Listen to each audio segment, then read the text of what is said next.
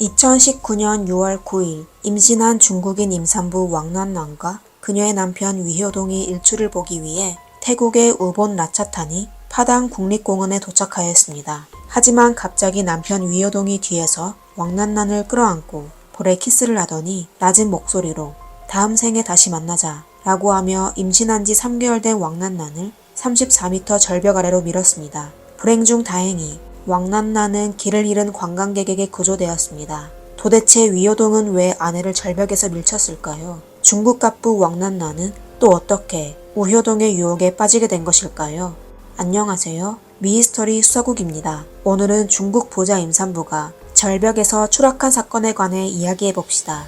여자의 이름은 왕란란이고 1987년 중국 난징시의 아주 평범한 가정에서 태어났습니다. 2005년에 그녀는 고등학교를 졸업한 후 양주대학교 관광경영학과를 전공하고 대학 졸업 후 여행사에 입사하여 일하였습니다. 왕란란은 일하는 데 의욕이 넘쳐 항상 노력하는 모습이었습니다. 입사한 지 불과 2년 만에 신입사원에서 회사의 영업 책임자가 되었고 그에 따라 연봉도 오르게 되었습니다.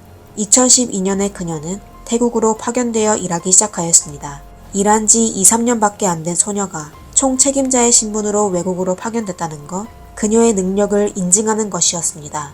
태국에서 일하게 된 그녀는 또 한 번 자신의 실력을 뽐냈습니다. 그녀는 얼마 안 돼 현지의 많은 인맥과 경험을 쌓게 되었습니다. 그러다 3년 후인 2015년에 왕란란은 회사를 떠나 본인의 사업을 시작하기로 하였습니다. 초반에 그녀는 태국의 건과일 사업에 관해 관심이 많아 신선한 태국 망고를 가공 및 건조하여 중국으로 판매하는 사업을 하였습니다. 하지만 과일의 수확 시간과 가공 시간의 차이를 파악하지 못하여 결국 수확한 과일을 가공하기도 전에 절반 이상을 썩혔습니다. 불과 반년 만에 왕란란은 하나로 약 3,700만 원 이상의 빚을 지게 되었습니다. 가족들은 왕란란에게 너무 힘들면 중국으로 돌아가 평범한 일자리를 찾으라고 설득하였습니다. 하지만 왕란란은 성격이 아주 강하여 스스로 30세 전까지 열심히 노력하여 자기 능력을 확인하겠다고 목표를 세웠습니다. 이렇게 하여 왕란란은 쉬지 않고 다음 창업 준비를 하였습니다. 그녀는 태국에서 무역회사를 설립했는데요. 여러 우여곡절 끝에 사업은 점점 더 성장하는 게 눈에 보였습니다. 그 후 그녀는 태국에서 숙박 사업도 하고 중식 외식 사업도 했으며 중국 난징에도 회사를 차렸습니다. 그녀의 사업은 점점 더 좋아져 태국의 중국인 커뮤니티에서도 이름을 알리게 되었습니다. 물론 저택과 승용 차량도 구매했었습니다. 운영하는 사업이 너무 많아 왕란란은 본인의 감정 문제에 대해 생각할 여지가 안 됐습니다. 그러다 2017년 5월 19일에 왕란란의 사랑이 나타나게 되었습니다. 그날 왕란란은 바쁜 일과를 마치고 친구 모임에 참석하여 즐기려고 했습니다. 모임 당일 밤 건장하고 젠틀한 남자가 왕란란의 곁으로 가 적극적으로 그녀와 이야기를 나누기 시작했습니다. 남자는 자신을 위효동이라고 소개하며 태국으로는 양로를 하러 왔으며 또 사업 기회가 있는지 확인 중이라고 하였습니다. 위효동은 난징 지역 사투리를 사용하여 왕란란은 내심 매우 반가웠습니다. 위효동이 왕란란에게 연락처를 받을 수 있냐고 묻자 왕란란은 의심 없이 연락처를 주고받았습니다. 그리고 파티가 끝난 후 왕란란도 위효동에 대해 심각하게 받아들이지 않았습니다. 하지만 그 이후로 위효동이 매일 왕란란에게 아침 저녁으로 인사하며 그녀와 대화하기를 시도하였습니다. 그리고 왕란란은 평상시 본인의 장사를 돌보느라 바빴고 저녁에는 또 태국어 공부를 해야 하여 제때 응답하지 못했습니다. 그냥 시간이 될 때만 그에게 답변하였습니다. 위효동은 곧 왕란란의 일과 스케줄을 파악하였습니다. 그는 매일 밤 왕란란이 태국어 수업을 갈 때마다 그녀의 집 문 앞에서 기다리며 그녀를 학원으로 데려다 주었으며 수업을 마친 후 또 그녀를 다시 집으로 데려다 주었습니다. 이렇게 해외에서 힘들게 일해온 왕란란은 그에게 남다른 느낌을 받았습니다. 그리고 위효동의 배려 있는 행동에 금방 매료되었습니다. 위효동은 그녀에게 적극적으로 다가갔지만 선을 넘어 왕란란의 집으로 들어가겠다는 요구를 단 한 번도 하지 않았습니다. 매번 그녀를 그녀의 집 문 앞에 데려다주고 젠틀하게 인사하며 떠났습니다. 심지어 어느 날 왕란란이 아침에 집을 나오다가 밤새도록 문 앞에서 기다리고 있던 위효동을 보게 되었습니다. 위효동은 그녀에게 너무 보고 싶었는데 그녀에게 방해될까봐 문을 두드리지 않았다고 하였습니다. 이렇게 왕란란은 그에게 점점 빠지게 되었습니다. 그러다 만난 지 2주 만에 위효동은 왕난난에게 공식적으로 고백하였습니다. 그는 본인의 SNS에 긴 장문을 작성하여 왕난난에게 직접 본인의 진심을 보여주었습니다. 그는 왕난난이 자신이 찾고 있던 이상형이며 여생을 왕난난과 함께하고 많은 아기를 낳고 싶다고 하였습니다. 그리고 그는 미니 백마 2마리를 빌려 왕난난에게 본인이 그녀의 백마 탄 왕자라며 다정하게 말했습니다. 지난 2주 동안 위효동에 대한 호감으로 왕난난은 그의 고백을 승낙하였습니다. 두 사람이 사귀고 나서 위효동의 개인적인 매력은 왕난난을 그에게 더욱 빠지게 만들었습니다. 위효동은 그야말로 자유로운 영혼이었는데요. 매일같이 운동을 했지만 왕난난을 만날 때는 아주 깔끔하게 가꾸었습니다. 그리고 왕난난이 피곤해하거나 기분이 나빠 보일 때는 그녀를 위로하며 스트레스를 풀어주었습니다.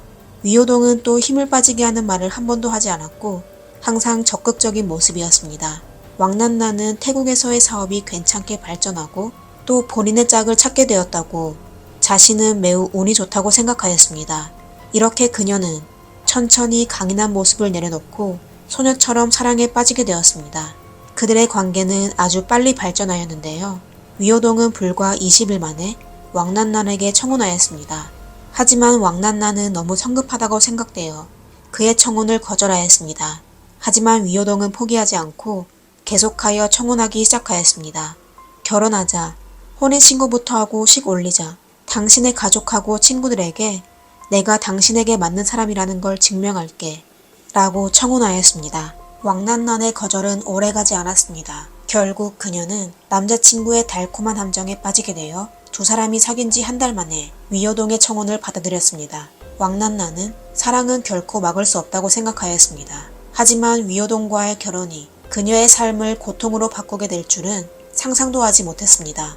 왕난난이 그의 프로포즈에 동의하고 얼마 지나지 않아 위효동은 급하게 두 사람의 관계를 더욱 추진하기 시작했습니다. 그는 가능한 한 빨리 왕난난과 혼인신고를 하고 싶어 했습니다. 2017년 7월에 위효동은 상의 한마디 없이 두 사람의 귀국 비행기 티켓을 구매하여 왕난난과 함께 서로의 집에 방문하고 싶다고 말했습니다.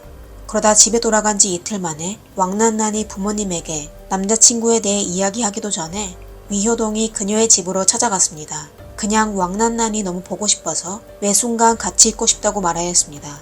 하지만 사실 그는 왕난난의 호적부를 들고 혼인신고를 하려고 한 것이었습니다. 왕난난은 당연히 동의하지 않았습니다. 그녀의 부모님이 위효동에 대해 잘 알지도 못할 때 본인이 몰래 혼인신고를 하는 게 아니라고 생각했었습니다. 위효동은 왕난난에게 항상 그녀에게 잘 대할 것이며 혼인신고는 두 사람 사이의 문제니 먼저 신고한 다음 부모님에게 알려주면 된다고 하였습니다. 그리곤 운명에 맡기자. 2017년 7월 15일이 토요일이야. 주말은 보통 구청에서 문을 닫잖아. 내기하자. 만약 구청이 열려 있으면 이건 운명이야. 라고 하였습니다. 이렇게 왕난난은 다음날 호적부를 몰래 훔쳐나와 위효동과 함께 구청으로 갔습니다. 그리고 구청은 거짓말같이도 열려 있었습니다. 위효동은 왕난난에게 세뇌하기 시작했습니다. 토요일에 문 열지 않는 구청이 열려 있다는 건 우리가 가족이 될 운명이라는 거야 라고 말했습니다. 결국 왕난난은 그렇게 홀리게 되어 두 사람은 혼인신고를 마쳤습니다. 왕난난과 위효동이 법적으로 부부가 되었습니다. 두 사람은 2017년 5월 19일 파티에서 만나 7월 15일 혼인신고할 때까지 57일밖에 걸리지 않았습니다. 그리고 계획에 성공한 위효동은 드디어 본색을 드러내기 시작했습니다. 두 사람이 태국으로 돌아가고 나서 위효동은 더 이상 운동을 하지 않았고 일도 열심히 하지 않았으며 또 더 이상 왕난난을 학원으로 데려다주지 않았습니다. 그리고 왕난난을 대하는 태도도 완전히 바뀌게 되었습니다. 그가 결혼하기 전에 왕난난에게 한 약속은 전부 거짓이었습니다. 위효동은 매일 먹고 자는 것 외에 아무것도 하지 않고 게임만 했습니다. 한 번은 왕난난이 레스토랑 계단에서 넘어지게 되어 아주 고통스러워 했었는데요. 위효동은 고개를 들어 얼핏 쳐다보기만 하고 다시 고개를 숙여 게임을 계속했습니다. 결국 레스토랑의 직원이 왕난난을 병원으로 보내주었습니다. 위효동은 숨겨진 비밀도 아주 많았었는데요. 어느 날 밤 그는 도박 때문에 하나로 약 1억 8천만 원을 빚졌다고 왕난난에게 고백했습니다. 위효동은 자신이 도박을 좋아하는 게 아니라며 중국에서 나쁜 친구를 만나 그들 때문에 빚을 지게 된 것이라고 변명하였습니다. 그리고 채권 추심자들이 그를 압박하고 있다며 왕난난에게 도와달라고 요청했습니다. 그 당시에 왕난난은 남편을 비난하지 않았으며 그에 대해 전혀 의심하지 않았습니다. 그녀는 위효동에게 그를 도와 빚을 갚아줄 수 있지만 우선 50%만 갚을 수 있다고 하였습니다. 그리고 나머지는 위효동이 직접 벌어 갚으라고 하였습니다. 그리고 왕난난은 본인의 모든 인맥을 그에게 소개해주며 본인의 한 회사를 그에게 넘겼습니다. 왕난난은 모든 사람이 좌절을 경험할 수 있다고 생각하며 두 사람이 결혼하게 되면 서로 의지하며 어려움이 닥칠 때 서로 돕는 게 정상이라고 하였습니다. 다시 얘기하자면 그녀는 위효동의 실수가 끔찍하지 않다고 믿었으며 그들의 미래는 여전히 기대할 가치가 있다고 생각하였습니다.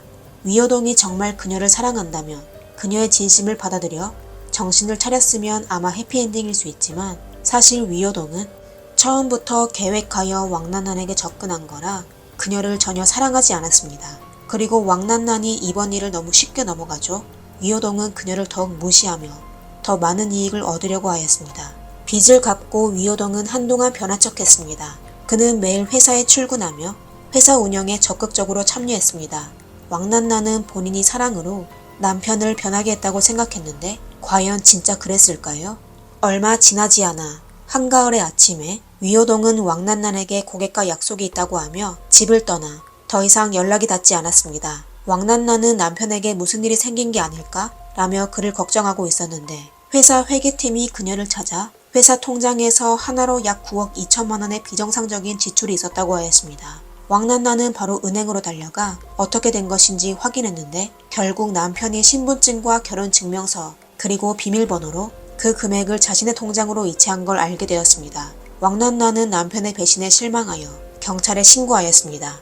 7일 후 경찰은 위효동을 찾아냈습니다. 왕난난은 그에게 왜 이런 짓을 했는지 묻자 위효동은 그녀에게 본인이 절도죄로 유기징역 12년을 선고받았다가 8년 만에 교도소를 나왔다고 하였습니다.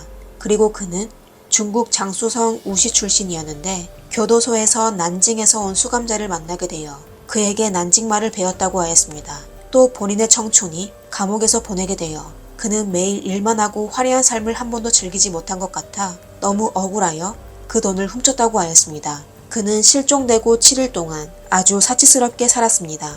그리고 그는 결국 도박판에서 그 9억 2천만 원을 전부 잃게 되었습니다. 위효동이 무릎 꿇고 잘못했다고 빌자 마음 약한 왕난난은 그를 껴안고 통곡하며 용서해 주었습니다. 하지만 위효동은 조금 더 변하지 않았으며 빚을 갚아주며 또 새로운 빚이 생겼습니다. 왕난난이 돈을 버는 속도는 위효동이 돈을 쓰는 속도를 따라갈 수 없을 정도였습니다.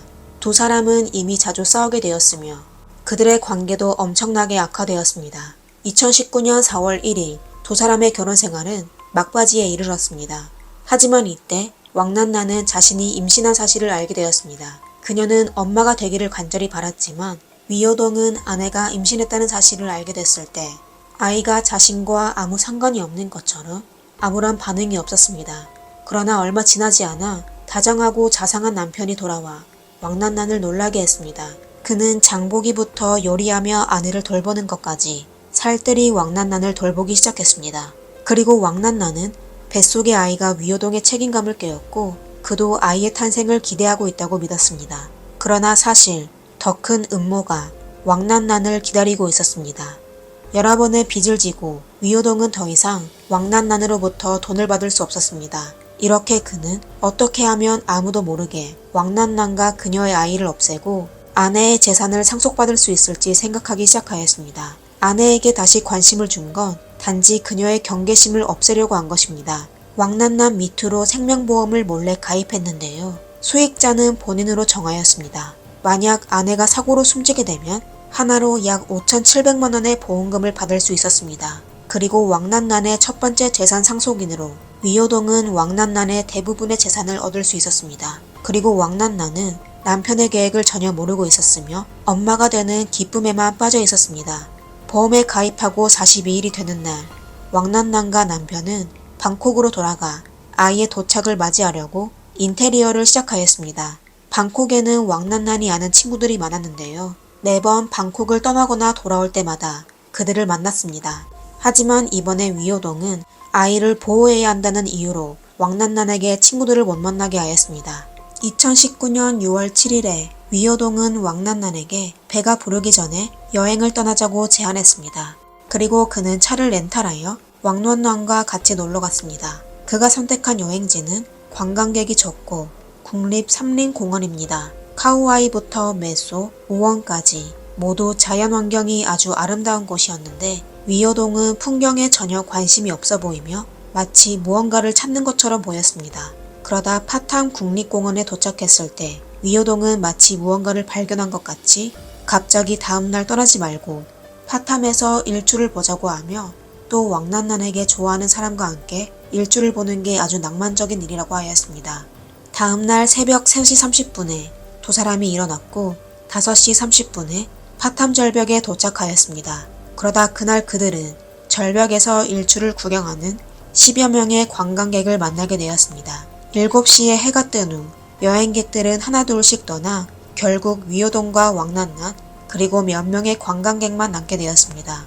왕난난도 돌아가려고 했지만 위효동이 갑자기 근처에 3000년 전의 벽화가 있다며 관광객들이 파탐 절벽에 오르며 전부 그곳으로 가 사진을 찍는다고 하였습니다. 왕난난은 그의 말을 믿고 그와 같이 절벽의 가장자리로 다가갔습니다. 그러다 위효동은 뒤에서 왕난난을 껴안고 그녀의 얼굴에 입을 맞추더니 다음 생에서 보자 라고 말하며 임신한 지 3개월 된 왕난난을 34m 절벽 아래로 무자비하게 밀어냈습니다. 위효동은 심지어 왕난난이 숨졌는지 확인하기 위하여 절벽 끝자리에 앉아 아래로 지켜봤습니다. 그러다 약 40분 뒤 아무런 소리가 들리지 않아 그는 만족해하며 자리를 떠났습니다. 그는 본인의 계획에 인증과 물증이 없어 완벽하다고 생각하며 본인은 아내가 실수로 절벽에서 떨어졌다고 주장하면 될 거라고 생각했습니다. 하지만 놀랍게도 왕난난은 34m 절벽에서 떨어지고도 살아남았습니다. 그녀는 나뭇가지에 치여 몸의 여러 곳이 골절되어 움직일 수 없었습니다. 그리고 절벽 아래에 떨어진 왕난난은 큰 절망에 빠지게 되었습니다. 그녀가 떨어진 위치는 삼림공원의 범위에 속하지 않았으며 관광객도 드문 곳이었습니다. 그녀는 도움을 청하려고 했지만 아무런 소리도 낼 수 없었습니다. 하지만 신이 그녀를 불쌍하게 여겼던 것인지 때마침 길을 잃은 관광객이 우연히 절벽 아래로 걸어가게 되어 구조의 골든타임에 왕난난을 발견하여 곧바로 공원 관리자에게 알려 병원으로 이송되었습니다. 그리고 그 사람은 개인정보를 남기지도 않고 왕난난의 세계에서 사라졌습니다. 구조된 왕난난은 다발성 골절이 있었지만 다행히 그녀와 태아는 안전했습니다. 하지만 태국 병원에서 치료받을 동안 그녀는 또 위험에 처하게 되었습니다. 그녀의 주위에는 친구나 친척이 없었으며 본인을 숨지게 하려는 남편을 다시 만나게 되었습니다. 그리고 그때도 위효동은 악행을 멈추지 않았습니다. 왕난난을 절벽에서 밀어내고 그는 승용차를 운전하여 다시 공원으로 돌아갔습니다. 하지만 돌아오는 길에 그는 구급차와 마주하게 되어 차량을 몰래 따라가 구조된 왕난난을 만나게 되었습니다. 그리고 병원에 도착했을 때 병원 침대에 누워있던 왕난난은 나한테 왜 이러는 거야? 라고 물었지만 위효동은 그녀에게 중국어를 할 수 있는 사람이 없으니 함부로 입을 놀리지 말라고 경고하였습니다. 그리고 또 CCTV도 없고 경찰 또한 크게 관심이 없으니 그녀가 진실을 털어놓기만 하며 다시 그녀를 숨지게 할 것이라고 협박하였습니다. 위효동은 하루 24시간 왕난난을 돌보기 시작했습니다. 돌본다고 하는 것보다 사실 그녀를 감시하며 본인의 범행을 숨기려고 한 것입니다. 초반에 위효동은 먹지도 마시지도 심지어 자지도 않았지만 여전히 걱정했습니다. 바로 이튿날에 아내의 수술이 끝나기도 전에 왕난난이 위험에 벗어나기도 전에 퇴원을 요구하였습니다. 하지만 의사가 그의 요구를 거절하였습니다. 1분이라도 빨리 아내를 해치고 싶었던 남편은 그녀의 산소 마스크를 비롯한 모든 감시 장비까지 직접 제거하였습니다. 그리고 3일째 되는 날에 경찰이 병원을 둘러 신문하고 있을 때 위효동은 계속 아내의 옆에 서 있었습니다. 왕난난은 두려움에 휩싸여 할 수 없이 경찰에게 본인의 부주의로 인해 절벽에서 떨어지게 되었다고 진술하였습니다. 하지만 사건이 발생한 지 4일째 되는 날에 왕난난은 드디어 한숨을 놓게 되었습니다. 왕난난이 애걸복걸하며 서로 아는 친구들에게 연락하면 안 되냐고 빌자 위효동은 할 수 없이 동의하였습니다. 그리고 다행히 이 친구 덕분에 위효동이 본인이 범인이란 사실을 녹취하여 그가 왕난난을 해치려는 유일한 증거가 되었습니다. 왕난난은 본인의 안전을 고려하여 남편 앞에서 순정하며 얌전하게 행동했습니다. 그러다 마침내 5일째 되는 날에 위호동이 아침을 사러 나갔을 때 왕난난은 그 틈을 타 의사에게 부탁하여 경찰을 불러달라고 하였습니다. 위호동을 놀라게 하지 않으려고 그녀는 죄수가 누구인지 직접 얘기하지 않았습니다. 그리고 그녀는 본인의 안전을 지키기 위하여 항상 사람이 있는 공공병동으로 병실을 바꿔달라고 신청하였습니다. 그러다 다음날 경찰이 도착하여 사건을 파악하고 가장 빨리 위호동의 구속영장을 신청하였습니다. 그리고 위호동을 체포했을 때 그는 순순히 경찰을 따라가 치열한 검거 장면이나 추격 장면은 없었습니다. 이렇게 왕난나는 놀라운 인내심과 지혜로 마침내 사건 발생 7일 만에 위호동을 감옥으로 보냈습니다. 2020년 3월 24일 위호동은 1심에서 종신형을 선고받았습니다. 그는 무죄를 주장하며 항소하였습니다. 2021년 5월 22일 2심 판결이 번복되면서 1심의 고의상해 혐의를 부인하며 위호동의 형량을 유기징역 10년으로 감형하였습니다. 법원에서는 그가 범죄를 저지르는데 사용된 로프나 날카로운 무기 등이 없어 2심에서 고의상해를 구성하기에 증거가 불충분하다고 판단한 것입니다. 판결을 통보받은 왕난나는 이에 받아들일 수 없었습니다. 만약 중국에서 심판하면 위호동은 반드시 극형을 선고받을 것입니다. 그녀는 장애를 입었으며 상처를 치료하는 동안 많은 약물을 먹고 많은 수술을 받았으며 마취와 모르핀을 사용하여 결국 아이까지 잃게 되었습니다. 그녀는 온몸의 고통과 아이를 잃은 고통을 한평생 견뎌야 했는데 범인은 마땅한 처벌을 받지 않았습니다. 심지어 위호동이 감옥에서 풀려나게 되면 왕난난을 찾아가 복수할 가능성도 있었습니다. 그러던 중 태국 왕실법원에서 최종 판결인 3심 판결을 했습니다. 판결의 형사처벌 부분은 다음과 같았습니다. 법원은 위호동에게 성애미수죄로 판단하고 국형의 3분의 2의 처벌인 무기징역을 선고해야 하지만 위호동이 적극적으로 심사에 도움을 줄 수 있는 사실을 진술하여 감형받아 최종 유기징역 33년 4개월을 선고하였습니다. 지금까지 왕난나는 종종 자신의 회복 상황을 네티즌들에게 공유하였습니다. 만약 위호동을 만나지 않았다면 왕난나는 아마 한평생 가슴 아픈 좌절을 경험하지 않아도 될 것입니다. 그리고 그녀는 자신의 사업에 성공하여 맞는 남자를 만나 그와 한평생 평범하지만 편안하게 살 수 있을 것입니다.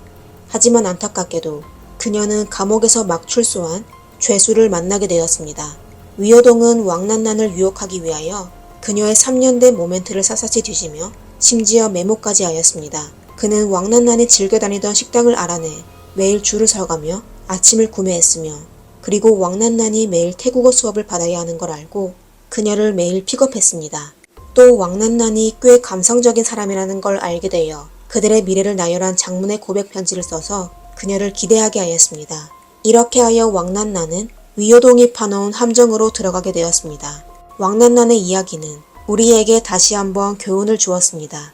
갑자기 본인과 완벽하게 어울리는 사람을 만나게 되면 신이 주신 기회로 믿으면 안 된다는 걸 알게 해주었습니다. 나쁜 마음을 품고 있는 사람이 그들의 목적을 이루기 위하여 얼마나 노력할 것인지는 아무도 모를 거니 말입니다. 기자는 왕난난에게 마지막으로 사랑을 믿느냐고 물었습니다. 이에 왕난난은 망설이지 않고 사랑은 항상 아름다운 존재입니다. 저는 단지 운이 나빴을 뿐 모두가 자신에게 진정한 사랑을 찾을 수 있길 바랍니다. 라고 하였습니다. 그녀는 나쁜 남자를 만나 거의 목숨을 잃을 뻔했지만 여전히 사랑을 믿었습니다. 오늘의 사건은 여기까지입니다. 재미있게 보셨다면 좋아요와 구독 부탁드리겠습니다. 감사합니다. 미스터리 수사국입니다.